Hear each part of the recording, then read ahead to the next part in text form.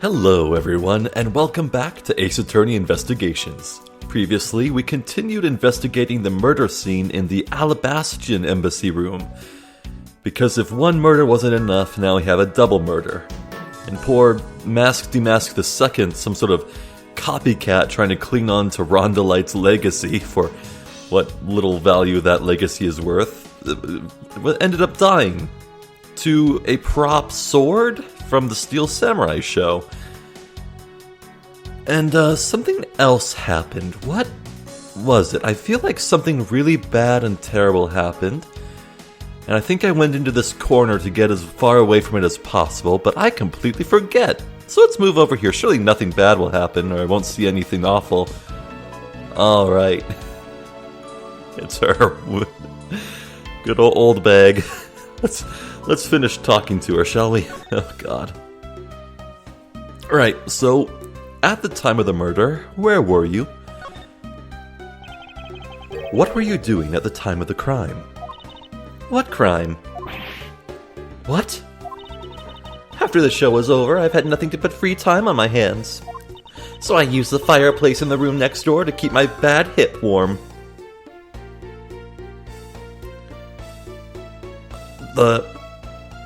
The room next door. So this is still on the Alabastian side of the embassy.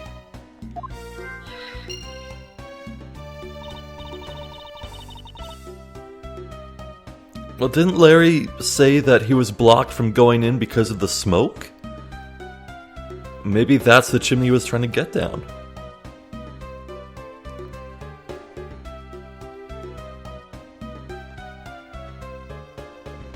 And also, didn't the note Larry write say, "I shall descend upon you tonight"? Does he mean he was planning to go down the chimney? I wonder. Well, a murder occurred in the room right next to yours. Is that right? Oh, Edgy Poo, I'm so scared. Hold me. Caress me. If you could please not cling on to my personage.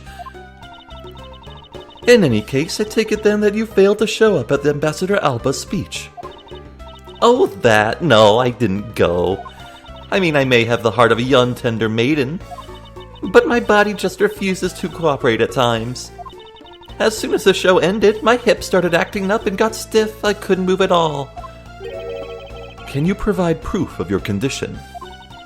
Oh, you just go on ahead and ask the doctors in the infirmary. They're the ones who carried me from the theater all the way to the embassy. I have to admit, the thought of her not being able to leave that room is rather pleasant. Merciless. Doggy! Prosecutor von Karma, I brought the police dog, as you requested, sir. Is that Missile? Good work. You may leave now, officer. This dog. I requested the assistance of a dog in our search for the Yatagarasu. Bork. Looks like you guys have some pretty bright dogs in this country, too.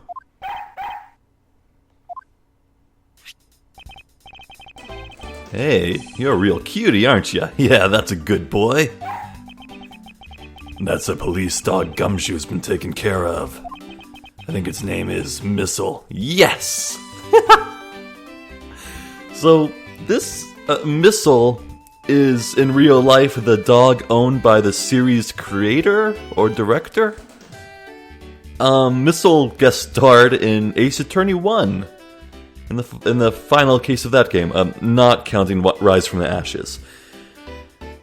So it's good to see Missile again. Pretty memorable little thing here. What a fitting name for a police dog that dashes out in front and attacks. That action alone isn't exactly what's going to solve the case for us, you know. Now, Missile, I want you to go find some clues. Go!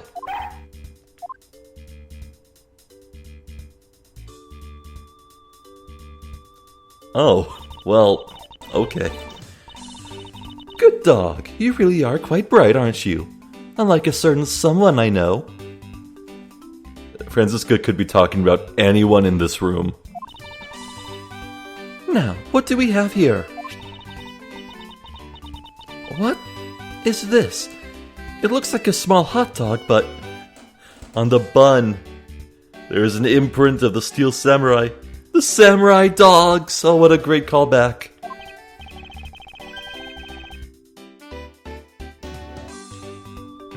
Wait, Franziska, isn't that an official samurai dog? Ah, no, bad missile! He ate it. Oh, he ate it. I wonder if it's alright for him to eat that. It's just a meat substance snack featuring the Steel Samurai. I'm sure he'll be fine. That's quite a bit of information you gathered there in a single quick glance. We should really be focusing on why there was a samurai dog there in the first place. It looks like that snack wasn't all Missile found. Oh, and what do we have here? It appears to be a lady's undershirt. I wonder if Ambassador Alba might have an interest in cross-dressing.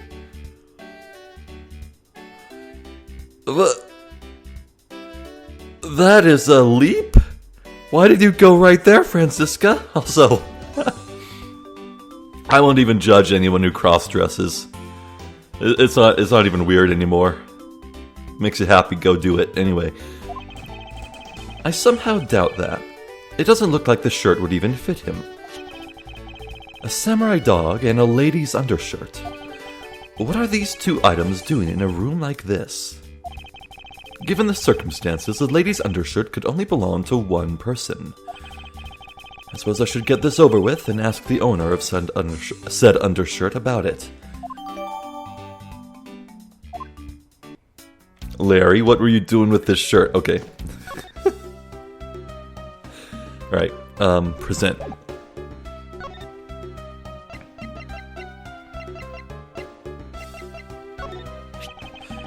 If you could please take a look at this brown-colored undershirt. Oh, Edgy Poo, what is the meaning of this? Why did you steal that thing from my bags? All you had to do was ask, and I would have gladly given you as many as you'd like. Thanks, but no thanks. This shirt was found here at this crime scene. What?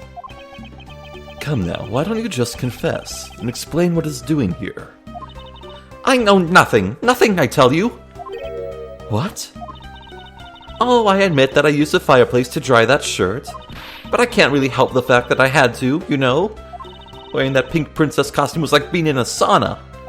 And on top of that, I get fingered as a suspect. You're too cruel, Edgy Poo. Are you claiming that you never once set foot inside this room? Of course I am. If I had been the one to find the body, do you think I'd be as calm and relaxed as I am? I tell you, it's always like this sometimes. It's... okay.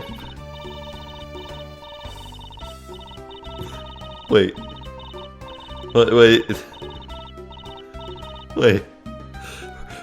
Her husband's missing, and he said, I guess I'm stuck marrying you?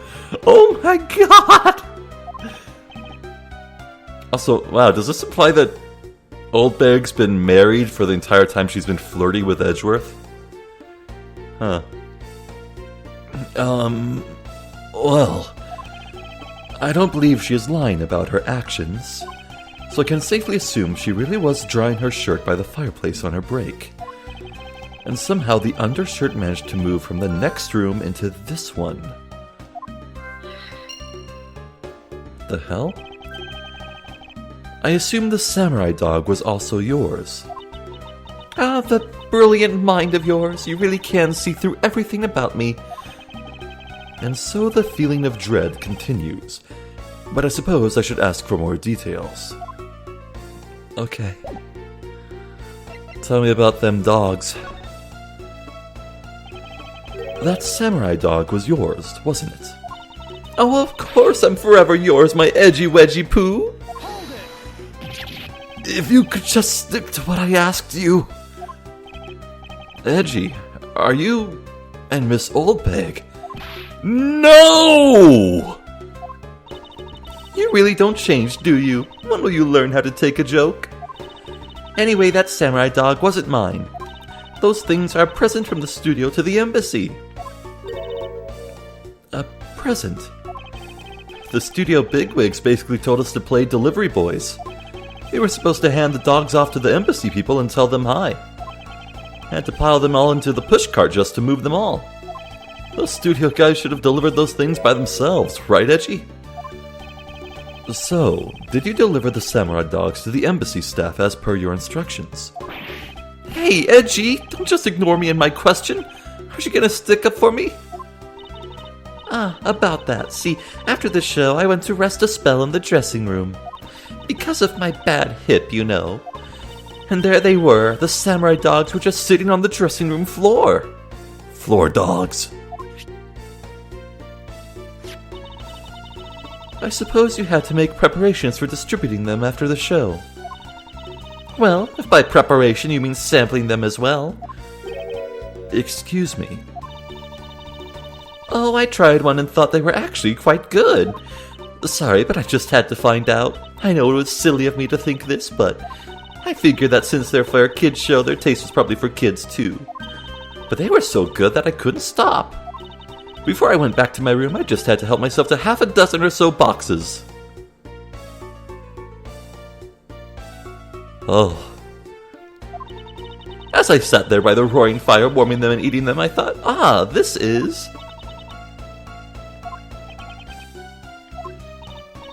What is it now? Oh, I know. I bet you want a box too, don't you, my edgy poo? Well, who am I to say no to you? But I'll only give you one. The rest are all for me. So I'm thinking someone took them out of the cart for the smuggling. And by smuggling, I mean getting something between the two embassies. Looks like the lesson for today is that when the Steel Samurai and the Pink Princess take off their masks, they transform into a pair of annoying troublemakers. Boy, do they. Who's a good boy? He was much bigger help than I thought he would be. Yes, however, there are a few aspects I don't understand about what he found.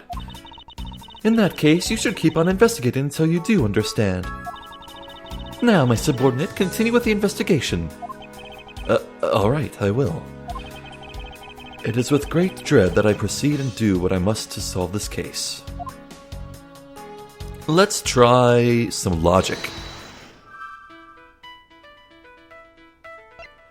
So, the fireplace was being used, and Larry said there was smoke pouring out of the chimney.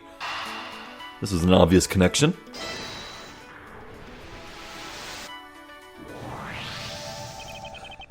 There is no trace of this room's fireplace being used. And your point is? The smoke was supposedly pouring out of the chimney connected to this fireplace. At least, according to Larry. This is a contradiction of facts, is it not? Are you sure he wasn't just disoriented or something up on that roof? There is testimony from an investigator that puts Larry at this particular chimney. So no, I don't think it was a mistaken impression on Larry's part. On the other hand, the fireplace in the next room was being used at the time. Where do you suppose the smoke from that fireplace went? Ah, I see. So what you are proposing is this. The smoke that came out of the chimney was actually from Miss Oldbag's fire. So basically the fireplaces of neighboring rooms share one chimney. Is that what you're implying? Oh. Okay. Yeah. So the rooms wouldn't be symmetrical in their shape and layout, they'd be mirrored. So the fireplaces would be on both sides of the wall. Well, one fireplace, really. Okay.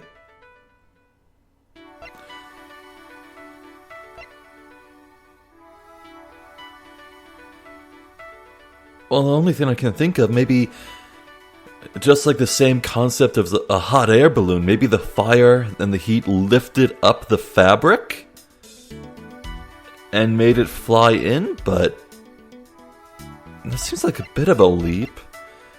Hold on, I'm gonna ask around a bit.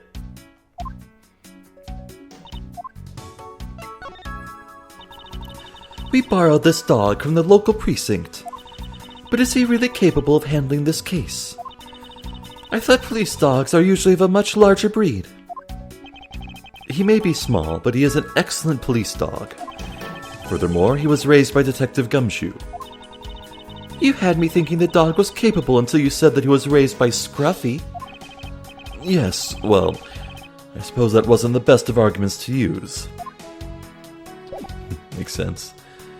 Okay, anything with Larry? Nope. Maybe he saw something with the shirt.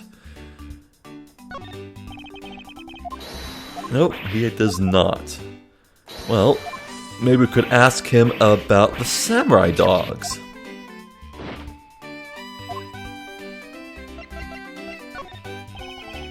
No. Well, maybe we really do just need to connect the dots with the logic.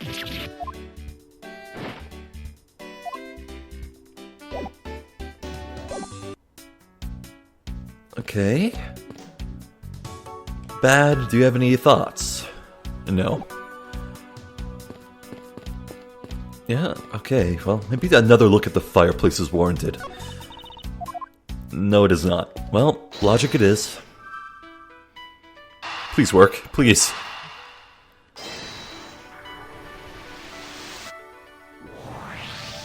Yay!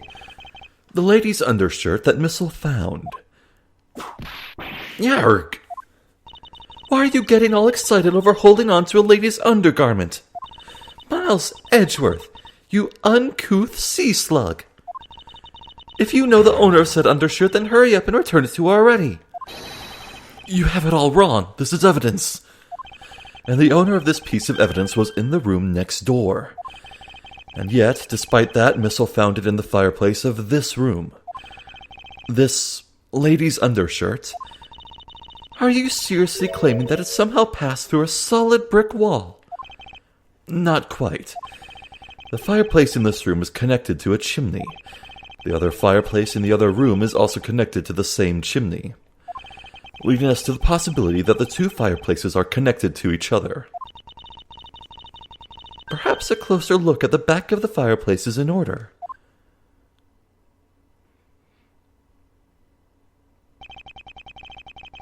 There is an X on the back wall of the fireplace. Let's see if I can't get a better look at it. What in the... The wall separating this room's fireplace from the next room's fireplace apparently turns. Wow, that is some classic murder mystery shenanigans right there. Absolutely classic. As I suspected, this fireplace does indeed connect this room to the neighboring room. The neighboring room! There appears to be nothing particular about the next room. But the fact that there is nothing special about the next room isn't what's important. It's the fact that there's a secret passageway through this room's fireplace.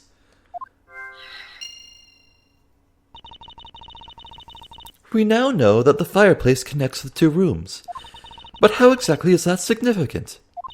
You aren't going to suddenly name the old lady as to demask the second killers now, are you? No, she couldn't move at all because of her stiff hip. So she could not have been the one. Unfortunately, I believe that this fireplace has nothing whatsoever to do with Demask II's murder. Yes, a heel! It would appear that the answer has made itself known. You're making quite a confident face there, Mr. Prosecutor. Bring it on, I'm ready to counter any argument you may have. Very well then, if you are prepared, I'll show exactly where my deductions have led me. Good, I'm counting on you, Edgy. Leave it to me, Larry. My first attack will be to expose your lie for what it really is. My lie? I know that there is still something you are keeping from the rest of us. What's wrong with you? Why is it you won't believe me no matter what I say, Edgy?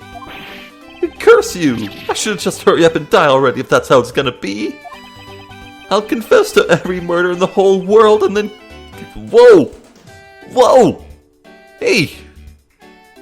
Calm your tits. Jeez. And throw everything into mass confusion. You made some wonderful friends as a child, I see. Larry, I only have one thing to say to you. Even if you make that face at me, it's no use. A man who is ready to die is strong-willed, you know.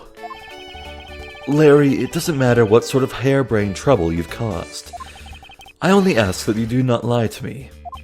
If you cause an innocent person to be judged unfairly because of some insipid lie, I will never forgive you.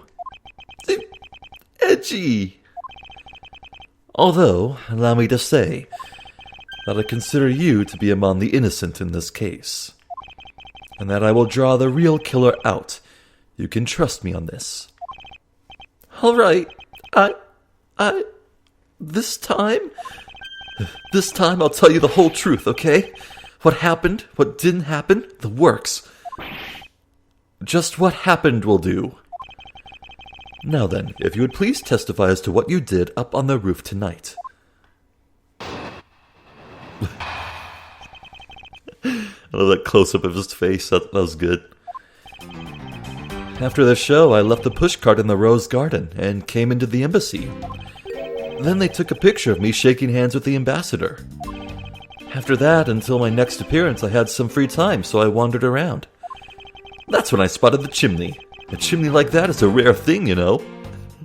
You just happened to wander around and your adventures took you to the roof. Okay. So then I wanted to play Santa and decided to give it a try. Larry, I thought I just finished telling you not to lie anymore. But it's kinda ultra embarrassing? And what exactly is so ultra embarrassing that you can't tell me? Edgy, man, I just said it was embarrassing, so of course I can't just blurt it out. So you're just gonna have to reason it out for me. Out of me. As your superior, I command you to hurry up and expose this man's lie. I have every intention to, for I'm not about to let us waste time on such a trifling matter. Oh, Lord Larry. Well, thankfully, I think we already figured out the whole Windy thing. Or Wendy, yeah. After the show, I left the pushcart in the rose garden and came to the embassy. You left the pushcart. Could you please clarify that statement for me? Yeah, so the wheels on the pushcart got covered in dirt from the rose garden. It would have made a mess of the floor inside, so Ambassador Alba said to just leave it. Well, it would be rather impolite to dirty another country's embassy. Come to think of it, I recall seeing the Pink Princess on my way into the embassy. And what was she doing? Nothing in particular, because she was being carried by some docs on a stretcher. She must have been incapacitated by the pain of her bad hip that she suffered during the show. So I came into the embassy, right? And then they took a picture of me shaking hands with the ambassador. So you shook hands with the ambassador of the Kingdom of Alabast, did you? Yeah, can you believe it? I did something really cool for a change. But honestly speaking, there's nothing interesting about shaking some guy's hand. Hey there, are you disrespecting another country in their very own embassy? As someone with roots in this country, I'm feeling nothing but incredible shame at this second.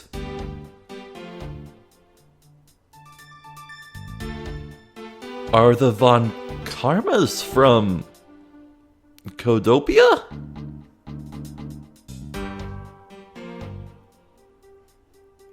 I thought they were German. Agreed. I apologize for his inconsiderate words. Okay, no, I think they're talking about Japan. Or Japanifornia. Now, Larry, please continue.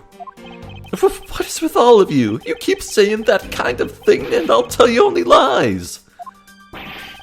You're already telling us nothing but lies, so let it go and move on. All right already. You don't need to glare at me like that, Edgy. After that, until my next appearance, I had some free time, so I wandered around. Larry, I want you to listen very carefully and take this to heart. The whole point of your life is to cause misery and pain to everyone you encounter. I know! I get it! I'm totally the bad guy again! I thought you're his friend. Don't you think that was a bit harsh? Plain G says, true friends are bosom friends. You're in trouble, calling your bosom friend whose shoulder you can truly cry on. Hey, bosom buddy! I hope you're listening carefully to my testimony. Has it crossed your pea-sized brain yet that Agent Lane is only out to arrest you, Larry? Now then, you were wandering around inside the embassy, and then what happened? That's when I spotted the chimney. A chimney like that is a rare thing, you know? I should hardly think that chimneys are that rare. Agreed. Especially since they are a traditional feature of American houses. Plus, many grand buildings have even larger and fancier chimneys. Yeah, but this kind of chimney I'm talking about is the real romantic type. A romantic chimney. It might sound kind of silly, but women seem to really enjoy them. And I just had a good feeling about that chimney. So then I wanted to play Santa and decided to give it a try. You suddenly wanted to play Santa. Oh, well, actually I dressed up as Santa once before already. That was down at Gourd Lake. I'd appreciate it if you would dredge up some unnecessary memories for me. Sounds like you guys share a lot of history. Perk to being childhood friends, huh? Besides, it's not a felony to dress up and play Santa, you know. Santa doesn't go around killing people after he comes down at family's chimney, after all. Actually, is it worth delving into whether or not playing Santa is a big deal? Well, this seems like my only real lead here, so yeah. Actually, I believe in the case of this man, playing Santa is actually quite a big deal. Are you saying that your buddy isn't exactly made of Santa-quality stuff? Precisely. You hit the nail on the head, Agent Lane. Hey, Edgy! That's so incredibly mean! Tell me something, Larry. Did you know that Santa's job is to deliver presents to people all over the world? Of course I know that! I did graduate from junior high, you know? Yeah, where they teach you about Santa. Anyway, in that case, it's your turn to tell me something. I want you to tell me to whom you were delivering the present to. I was, delivering a present to a child not basking in the glow of love? That must be the most elegant description of you I've ever heard, but a lie is still a lie. Oh! You sure know how to kick a guy when he's down, don't you know that? In any case, the person you wished to deliver a present unto was most certainly this.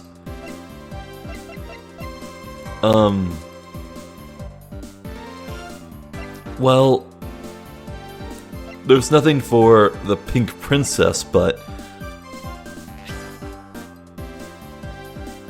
it's gotta be her. Oh, I believe her real name is Wendy Oldbag. Oh, Edgeworth, that's great. Huh. Right, it's this one. This is the person Edgeworth was trying to see. It's just that... not Edgeworth. It was this person that Larry was trying to see. It's just that Larry was mistaken about who was in the costume. Take that. Interesting taste you have there, Mr. Suspect. Don't spread lies about me. I totally didn't want to see Miss Oldbag so much that I tried to go down a chimney. Ow! I advise you to stop right there on your bashing of a lady. Well, I must admit that I, myself, hardly ever had the want to run into that lady. However, what if you were misinformed and under the wrong impression? Then what? Define wrong impression. I simply mean that the man before you thought to enter the old lady's room without knowing one very important fact. And that fact is best summed up with this.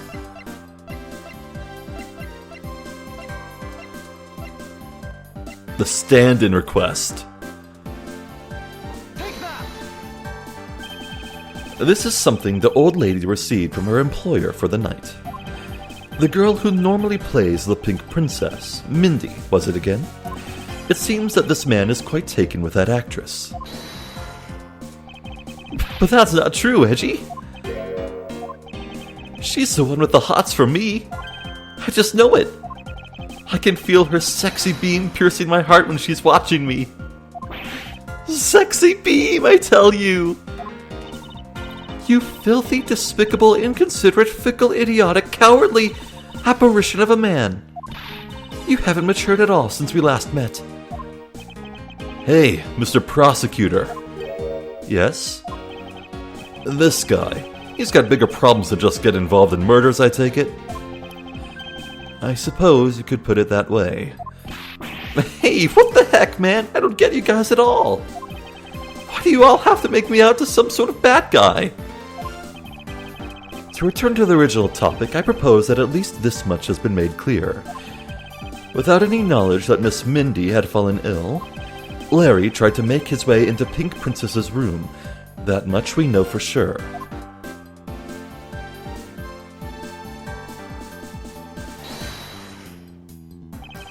Hey, Edgy, looks like I've got the hang of this court thing now. But we're not in court at the moment. Shut up. I see what's going on here. It looks like just like what you do in court. I guess old boy here still has something he'd like to say. Plain G says, "Till the root of the tongue dries, one never knows the whole truth." You shouldn't form conclusions until everything is out in the open, which is why I'll listen. All right, then get ready to listen to me defeat Edgy in a battle of wits. Larry, have you forgotten that should I lose, your victory prize will be your arrest? He has forgotten. So you think that all I wanted to do was go visit Mindy? Well, I dressed up as Santa and climbed up into the chimney, but the smoke was really thick. It was a case of mistaken identity, and that mistake made me late for the speech. Then to top it all off, I became a suspect in a murder. That's what you really meant. But why would I ever put myself through so much humiliation on purpose?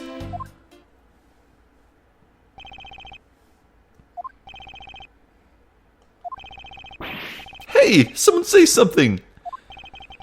Larry, are you seriously trying to submit this, not as confession, but as testimony? So what if I am? Is there something wrong with that? My claim is a claim claiming my claim. Do you have a problem with that? So it was you! You're my stalker! But I should warn you, it doesn't matter what kind of flattery you throw at me. I'm the devoted type of woman who's wholly focused on one man. Edgy Poo still have, I can't just drop him and be unfaithful. No, I can't, although earlier I was tempted just to tease you with my Wolfman.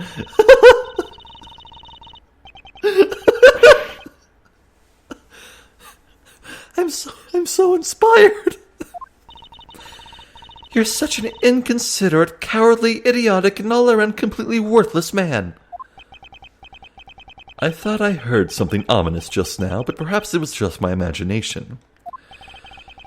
I believe there is nothing further for me to prove at this point.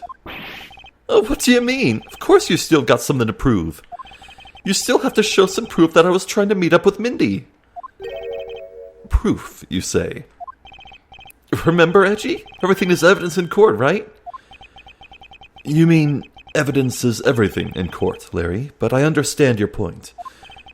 Yeah, see? I'm totally a pro at this now. Very well. If you wish to see the evidence, then let me show you the last piece of evidence you'll ever wish to see. Okay. I know exactly what to do. I need to show the letter to Mindy/Wendy. So you think that all I wanted to do was go visit Mindy? Hold it! Well, I have been saying that for a while now. After all, if not for that, then for what other reason did you wish to go down that chimney? You can't say that without any evidence. That's against the rules, Edgy. Thanks for keeping the prosecutor in line for me, Mr. Suspect. I have the evidence, and if you wish to see it that badly, I can introduce you to. But it's not good to keep them waiting, my subordinate. Hurry and show them already. Lies! All lies, Edgy! Well, if you wish to lie, then by all means continue. Because I'm ready to expose your lie at a moment's notice. You won't get the better of me! Now, let's see. Well, I dressed up as Santa and climbed up to the chimney, but the smoke was really thick. Was the smoke coming from the chimney really that thick? You bet! It was so thick, I had tears pouring out of my eyes. I was a mess.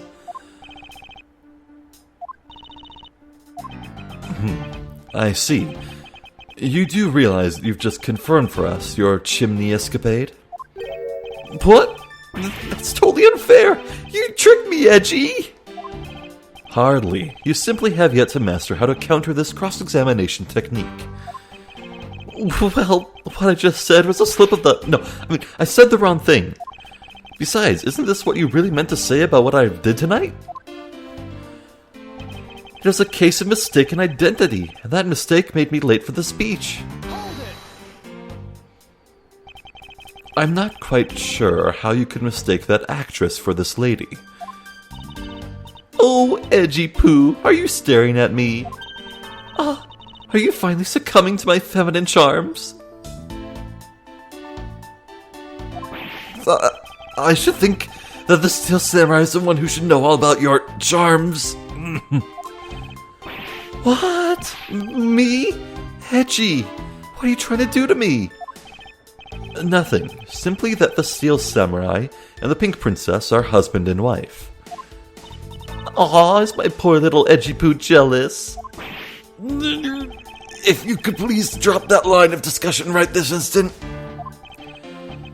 But Edgy, I told you I already have Mindy. Speaking of Mindy, exactly what kind of woman would you say she is? Edgy, are you seriously telling me you don't know who the Mindy is? She's just like what her name means. She's super sweet with a great smile. I don't mean to brag, but she's one of the troupe's fastest rising stars. Troops. Interesting. So you're saying a woman like that is what made you late to the speech? Uh-huh. Curse you too! Why is everyone out to make a suspect out of me? Look, all I can say is this. I was late to the speech. Then, to top it all off, I became a suspect in a murder. That's what you really meant. I suppose you might be correct in a small way. What do you mean by that? Besides being a suspect in a murder, there are a few other things you are a suspect of. Not you too, Francie.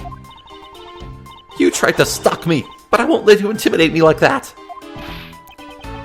Look, I already told you, Miss Oldbag, I wasn't after you. I was trying to see Mindy. Hey, Mr. Prosecutor, can I just arrest this guy already? I completely understand how you feel, Mr. Agent Lane. Wait, please listen to what I have to say! If you have a serious assertion to make, then I'd consider listening. However, no problem. I'm gonna put all I've got into this, so listen good, okay? Why would I ever put myself through so much humiliation on purpose? Hold it! Larry, this is the final point you wish to make. You got it. I've called on all the energy I have and told it to you with all my soul. In that case, allow me to take that soul and break it. Huh? Yes, we'll stamp it out under our feet until it's been ground into a fine powder. A fine powder? Eek! If you really put all your soul into that, then you're ready for what's coming, right? In place of the Honorable Larry, I offer my soul to you. Larry, come out from behind there and face this like a man. You're scary, my liege. This whole testimony is one giant confession of all that he's done tonight. He's practically begging me to show him why he bothered to put himself through all of this. Okay.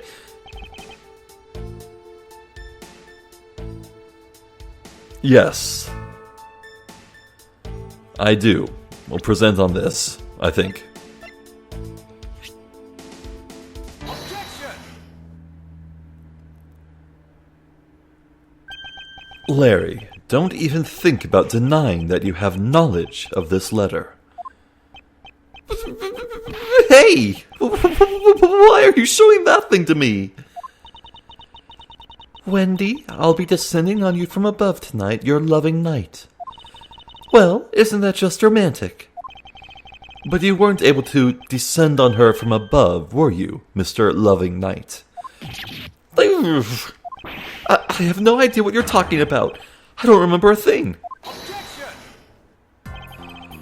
You can pretend to be ignorant all you'd like, but it's written right here. This letter proves that you were not out to meet the old lady, but rather that you were attempting to pay Miss Mindy a visit. What part of this letter shows that the person Larry had intended to meet was Mindy? Why, the name itself. Take that! Larry, I suggest you take up penmanship lessons. That is, if you never wish to experience this level of embarrassment ever again. What the heck? What are you talking about? Speak English! You wrote Mindy so sloppily that it became Wendy to the average eye. Hey, stop picking on me! It's so embarrassing! There. Isn't that what childhood friends are for? They're the best, aren't they? For punching? I'll have to wait until we're off of this crime scene. Larry! Edgy, save me from the scary man! Sure, if you're willing to make amends. Starting with your incredibly embarrassing mistake. That wasn't me! Come again? It's a fake! Someone's out to get me, so they made that fake letter. To set me up! Accept your defeat graciously. But you guys are being so mean. Hold it! Penmanship analysis. What's that? No matter who, all people have certain unique features to their handwriting. Ergo, all we have to do is compare the handwriting in this letter to a sample of yours. And we'll know soon enough who it was that sent this letter. I'll never write another thing in my life. Hold it! Tisk, tisk, tisk. It's no use, Mr. Loving Knight. For you've already graciously provided me with a sample of your handwriting. The autograph. Take that! This autograph and our mysterious letter. If we compare the handwriting, we'll know the answer to our questions soon enough. Confess now, Larry, to your miserable failure. I'm sorry.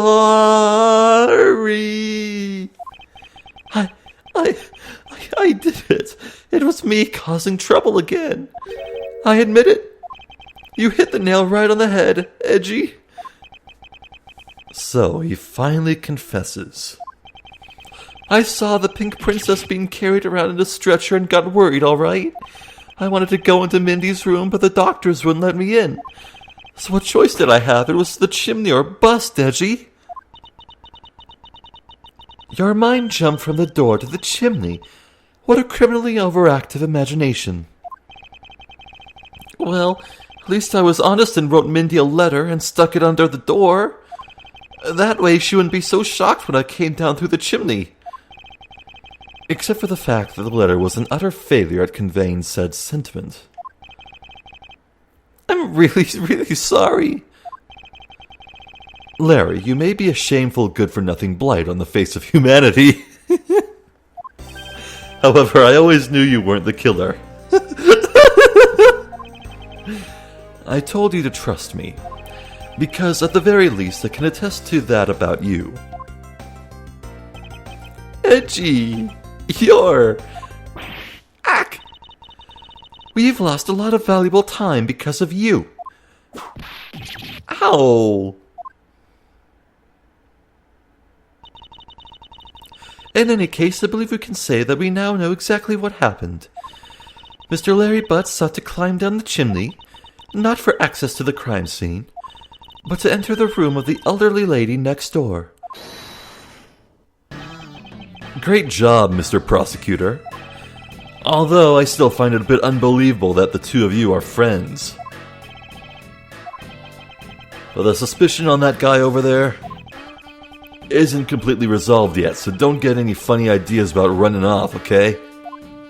Oh, hey, what? Edgy, what does the Wolfman mean when he says I'm not off the hook yet?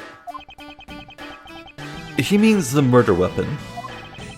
Larry, did you forget? There are 2 layers of suspicion hanging over your head. That's exactly what I mean. We can't only rely on the words of the suspect, after all.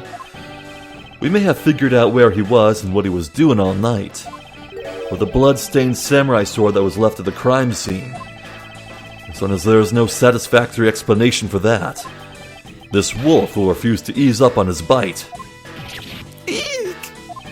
Edgy, that guy, he looks like he's seriously about to take a bite out of me. I am well aware, and you should be as well, that this upcoming battle will be crucial. Thanks to the cooperation of our lovely bumbler, I've been dealt a very nice hand and a sweet trump card. Looks like we're about to enter the final bout. Now, Mr. Prosecutor, let's see what you've got. I can easily point out the contradiction in the supposed murder weapon, but the real problem for me is figuring out what the real murder weapon is. This will be a high-stakes gamble, but this is one game I can't afford to lose.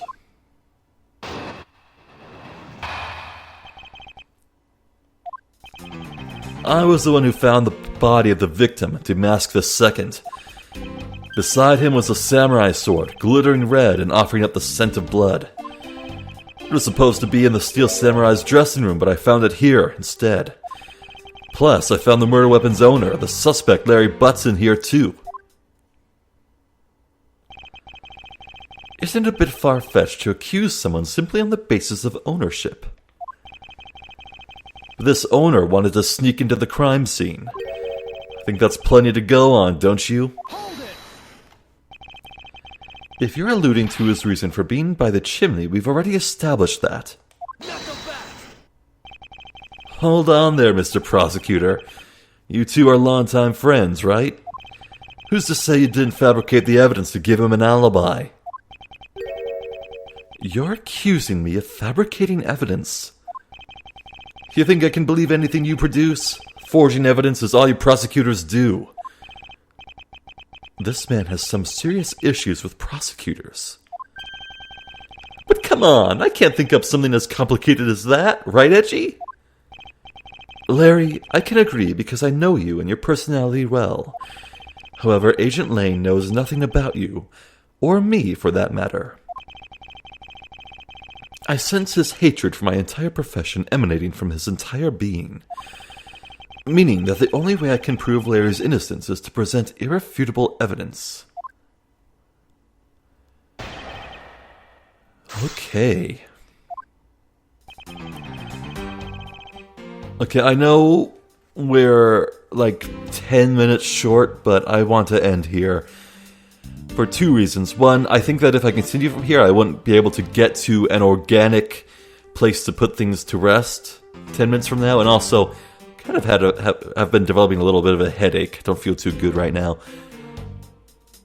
So, yeah, that entire sequence, what with proving all the evidence against Larry to prove his embarrassing secret, yeah, that went exactly as I planned at the end of last video. I figured it all out in advance, but yeah, speaking to Lane here, that's going to be a challenge. So, I think I already have some sort of idea of what I can say. Let's see, so what are the notes on the demask body?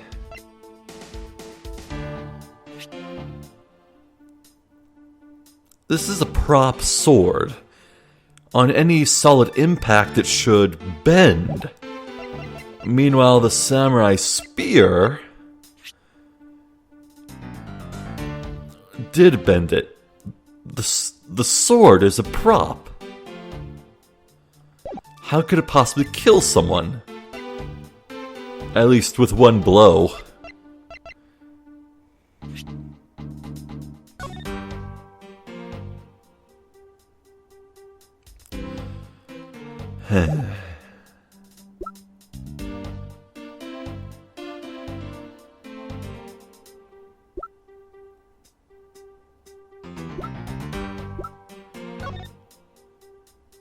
Okay, none of the weapons are visible in the screenshot. I mean, none of the samurai's weapons.